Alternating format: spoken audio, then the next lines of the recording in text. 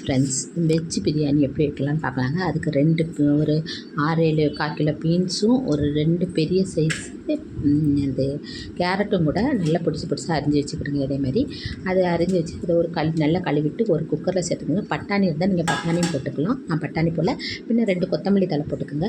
Biryani rice, அதாவது kitchen கிங்கன்னு பொடி rice, இந்த கிளாஸுக்கு 1.5 கிளாஸ் நான் எடுத்துருக்கேங்க. எடுத்து நல்லா கழுவி 1/4 மணிக்கு முன்னக்கூட்டியே நல்லா ஊற வச்சுருக்கேன். நீங்கள் அதையும் கூட இது கூட சேர்த்துக்கிடுங்க.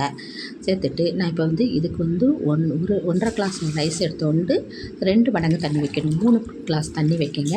நீங்கள் எடுக்கிற கிளாஸ்லேருந்து 2 மடங்கு தண்ணி கூட்டி வைக்கணும். இப்போ பாருங்கள், 3 கிளாஸ் தண்ணி ஊற்றி வச்சுக்கிடுங்க.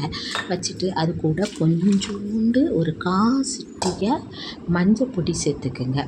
மஞ்சள் பொடி சேர்த்துட்டு தேவையான அளவு உப்பும் சேர்த்துக்கிடுங்க. அந்த உப்பு சேர்க்கறத நான் வீடியோவில் எடுத்து வச்சு தேவையான அளவு உப்பும் சேர்த்துக்கிடுங்க. சேர்த்துட்டு இது கூட கொஞ்சோண்டு ஒரு 4 ஏலக்காய், அப்புறம் கிராம்பு, பட்டை, அன்னாச்சி பூ இதெல்லாம் போட்டுக்குங்க. போட்டுட்டு 1 ஸ்பூன் நெய் விட்டுக்குங்க. அப்படின்னா தான் குக்கருக்கு அடியில் இது ஒட்டாமல் வரும். 1 ஸ்பூன் மாத்திரம் நெய் விட்டுட்டு இதெல்லாம் நல்லா ஒன்று சேர கலந்து விட்டுக்குங்க. நல்லா கலந்துட்டு அதுக்கப்புறம் நம்ம கேஸ் பற்ற வச்சு அதில் வச்சு 3 விசில் போட்டுக்கலாங்க. இந்த நல்லா ஒன்று சேர கலந்துட்டு இந்த ஸ்டேஜில் உப்பு பார்த்துக்கிடுங்க. உப்பு பத்தலைன்னு போட்டுக்கோங்க. இது கூட கொஞ்சோண்டு நல்ல மிளகு பொடியும் சேர்த்துக்கிடுங்க. பின்ன ஒரே ஒரு பச்சை மிளகாவும் கீறி போட்டுக்கோங்க. இதில் ஒரே ஒரு பச்சை மிளகா போட்டால் போதும். அவ்வளோ காரம் ஒன்றும் வேண்டாம். அது கொஞ்சம் நல்ல இதாக இருக்கும்.